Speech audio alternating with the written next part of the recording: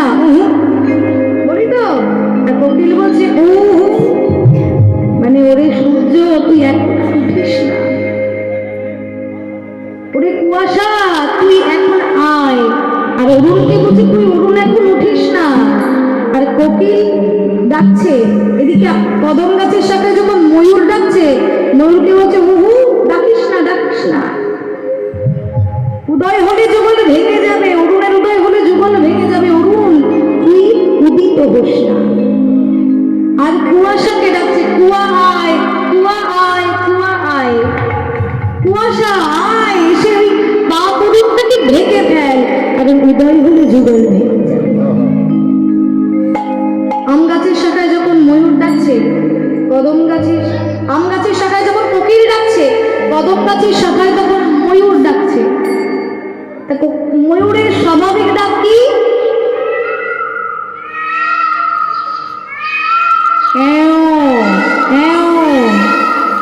ময়ূরের স্বাভাবিক ডাক হচ্ছে কেও।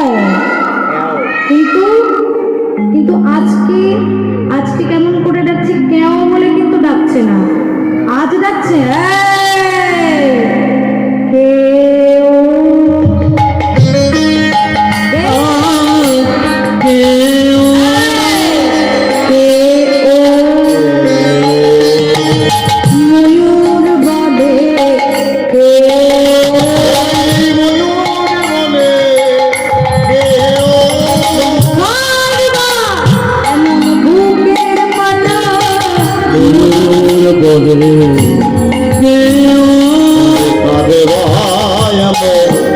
বুকের পাটা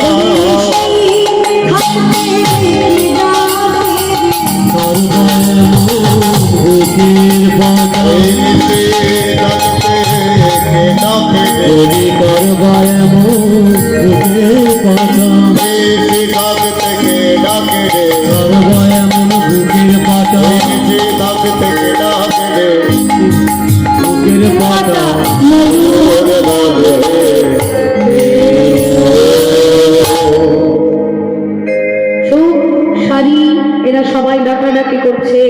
ময়ূর, কোকিল, বিভিন্ন বনচারী পক্ষীগণ ডাকাডাকি করছে। এমন সময় ওদিকে দ্রাক্ষা ডালে বসে বসে কে যাচ্ছে? দ্রাক্ষা মানে কি? আঙুর ফল গাছের শাখার নাম। আঙুর ফল গাছের নাম হচ্ছে দ্রাক্ষা। তাই দ্রাক্ষা ডালে বসে ডাকে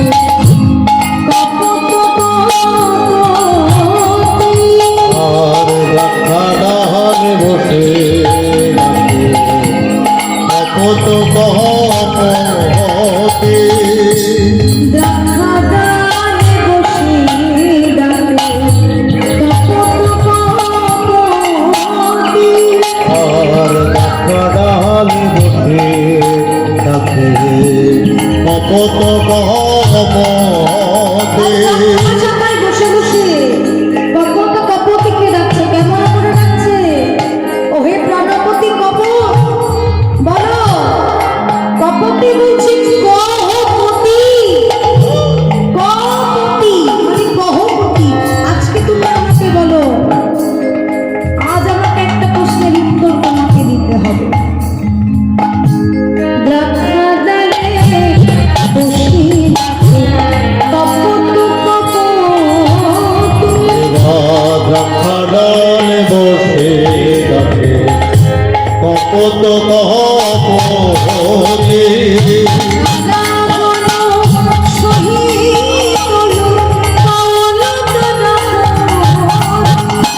তারা বন সজে তলু তাওল তারা পদে।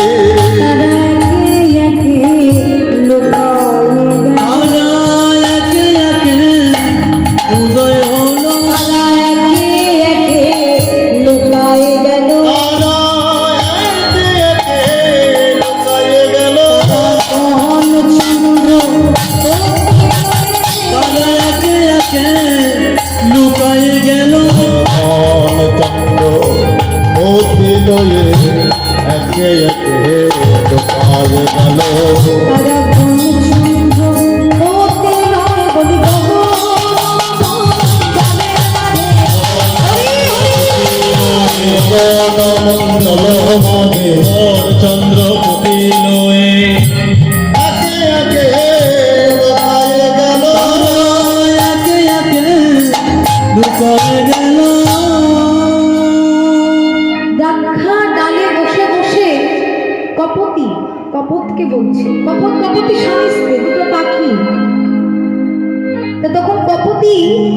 স্বামী কপটকে বলছে, ওগো কপট, প্রাণপতি কপট, আজ তোমাকে আমি একটি কথা জিজ্ঞাসা করবো, আমাকে বলতে পারবে? তা কপট বলছে, বলো কপতি, তোমার কি কথা আছে, কি প্রশ্ন আছে, তুমি আমার করো। তা কপতি বলছে, আচ্ছা স্বামী বলো তো, এ জগতে সতী নারীর কটা পতি? কটা পতি হতে পারে মায়েরা? সতী নারীর একটা পতি নয়, সতী নারীর চারটি পতি। চারটি পতি, চারটি পতি।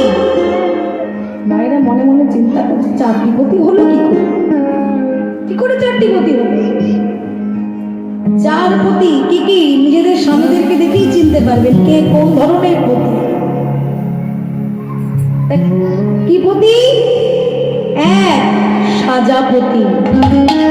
দুই, গৃহপতি। তিন, পতিতপতি। আর চার হচ্ছে পরম পতি। স্বামীদেরকে দেখলেই বুঝতে পারবেন যে কে কোন পতি। সাজাপতি কাকে বলে? কেবল সাজা দেয়, সাজা দেয়, সাজা দেয়, সাজা দেয়, সতী নারীগণ সাজা দেয়, সতী নারীগণে সাজা দেয়, পতির কর্ম জানে না গো, সতী নারীগণে সাজা দেয়, পতির কর্ম জাহানে না গো, কেবল সতীর সাজা দেয়, পতির কেবলই পতির সাজা দেয়, সতী নারীগণে সাজা দেয়, সতী নারীগণে সাজা দেয়। সাজাপতি কাকে বলে? কেবল শুধু সাজাই দেয়, সাজা দিতেই জানে, আর অন্য কোনো পতির কর্ম তারা জানে না। সাজাপতি গেল। এবার দু নম্বর কি বললাম? গৃহপতি। তা গৃহপতি কাকে বলে? বলি ঘরে ঘরে কত বসে রয়েছে, ঘরে ঘরে কত বসে রয়েছে, ঘরে ঘরে কত বসে রয়েছে, ঘরে ঘরে কত বসে রয়েছে, অতিত্ব গরব নিয়ে ঘরে ঘরে কত বসে রয়েছে, ওই অতিত্ব গরব নিয়ে ঘরে ঘরে কত বসে রয়েছে, অতিত্ব গরব নিয়ে বলে সতী নারীর আমি পতি।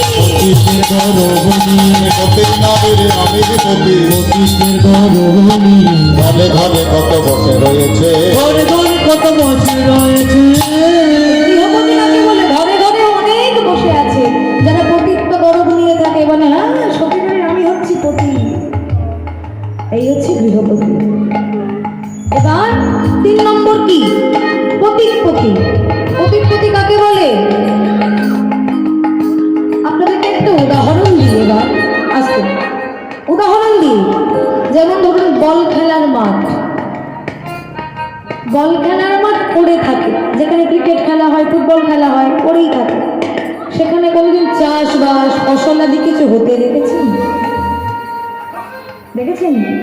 এই আজ যেমন আজকে স্কুল মাঠটা কীর্তন হচ্ছে আজ এখানে, এখানে কোনোদিন চাষবাস ফসলাদি কোনো কিছু হবে? কিচ্ছু হবে না, কারণ এটা হচ্ছে পতিত জমি। এ কেউ নেবেও না, কেউ ছোবেও না, ছুঁয়েও দেখবে না। যেমন আছে বছরের পর বছর এমনই থেকে যাবে। ঠিক তেমনি যারা পতিতপতি, তারা তো কৃষ্ণ ভজনের পথে যায় না, নিজের স্ত্রীকেও যেতে দেয় না। এই হচ্ছে পতিতপতি। কেউ নেবেও না, তারা কেউ ছুঁয়েও দেখবে না, কেউ নিয়েও দেখবে না। মাটির দেহটা মাটিতেই চলে যাবে কৃষ্ণ ভজন বিহীন হয়ে। পতির পতিত্ব গরব কত সময় পর্যন্ত থাকে জানেন?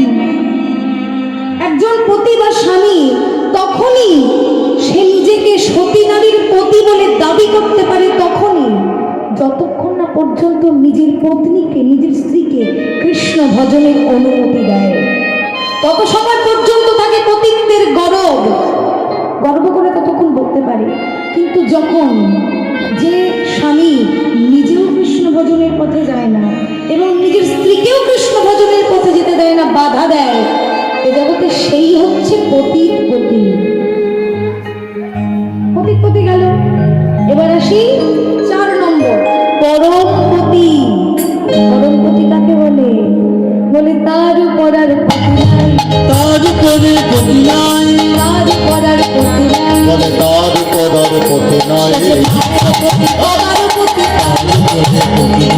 মায়ের পতি বাবার পতি, চতুর্দশ ভাণ্ডের পতি, তোর দাস ব্রহ্মাণ্ডের পতি তার উপরে পতি নয়। বলে তার উপরে পতি নাই পরমপতিকে বলে তার উপরে আর পতি হতে পারে না। সে মায়েরও পতি, বাবারও পতি, ভাইয়েরও পতি, বোনেরও পতি, চতুর্দশ ব্রহ্মাণ্ডে সবার পতি হচ্ছে সে। সে কে? পরমপতি হচ্ছে একমাত্র আমার পরম করুণাময় শ্রী গুরুদেব ঈশ্বর পরম কৃষ্ণ সচ্চিদানন্দ বিগ্রহ অনাদির আদি গোবিন্দ সর্বকারণ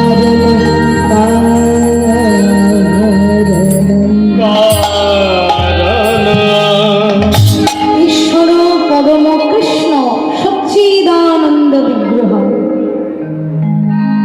দেখুন, ঈশ্বর সকল দেবতার যিনি ঈশ্বর। এ জগতে আমাদের বহু দেব দেবতা আছে, কিন্তু তাদের দেব দেবতারও যে ঈশ্বর সে কে? এই শ্লোকেই বলা আছে, শাস্ত্রে উল্লেখিত আছে, দেবতার ঈশ্বর হচ্ছে পরম করুণাময় শ্রীকৃষ্ণ। কৃষ্ণ হচ্ছে সবার ঈশ্বর, সবার পতি। অনাদির আদি গোবিন্দ যে অনাদির আদি, সকলের যে অনাদি, মানে আদিরও আদিরও আদি, যে সমস্ত কিছু সৃষ্টি করেছে, বিশ্ব ব্রহ্মাণ্ড যে সৃষ্টি করেছে, সেই গোবিন্দ সচ্চিৎ আনন্দের যিনি বিগ্রহ, সেই ভগবান শ্রীকৃষ্ণই হচ্ছে সর্বকারণের কারণ। দেবদাস পদকর্তা লীলার এক পাশে দাঁড়িয়ে বলছে, আহা হে গোবিন্দ, তুমি আজ বড় সাধু সেজেছ, তুমি আজ বড় সাধু সেজেছো, তুমি আজ বড় সাধু সেজেছ, তুমি আজ বড় সাধু সেজেছ চরে শিরোমণি, তুমি আজ বড় সাধু সেজেছো, বলে তুমি চরের শিরোমণি আজ বড় সাধু সেজেছ। রাধে রাধে। অর্থাৎ ব্রজপুর মাঝে তুমি হচ্ছ সেই প্রসিদ্ধ নবনী চোর। ব্রজের ঘরে ঘরে, ব্রজ মায়েদের ঘরে ঘরে যে দধির ভাণ্ড ভেঙে দধি চুরি করত, নবনী দধি ছানা মাখন চুরি করে খেয়ে নিত, সেই নাম করা চোর হচ্ছ তুমি। শুধু নবনী চুরি করনি, ব্রজাঙ্গনাগণের দুকুল মানে বসন চুরি করেছিলে তুমি। শুধু বসন চুরি করনি, নবীন মেঘের শ্যামল কান্তি চুরি করে তুমি অঙ্গে ধারণ করেছ। শুধু নবীন মেঘের শ্যামল কান্তি অঙ্গে ধারণ করনি, যে তোমার চরণে আশ্রয় নেয় সেই আশ্রিত জনার সর্বস্ব চুরি করে নিয়ে তাকে তুমি পথের কামাল করে দিয়েছ। এত চুরি করেছ তুমি, এত বড় চোর, তবু এ জগতে তোমাকেই সকলে পুরুষ শ্রেষ্ঠ বলে গণ্য করে। এ জগতে তুমিই হচ্ছে শ্রেষ্ঠ পুরুষ, সবাই সেটাই মানে, সেটাই গণ্য করে। আজ বড় সাধু সেজে তুমি শয়নে আছো। এদিকে পদকর্তা রাধারানীকে ডাকছেন, ওগো রাধে, বৃষভানু নন্দিনী, এবার তুমি জাগো, তোমার সুখের নিশি এবার পোহায় গেল, এবার তুমি জাগো। ওই দেখো গগনে আর নিশি নাই, ধীরে ধীরে চারিদিক পরিষ্কার হয়ে যাচ্ছে। জাগো বৃষভানু নন্দিনী, মোহন যুবরাজে, ওগো রাধে, এবার তুমি জেগে ওঠো।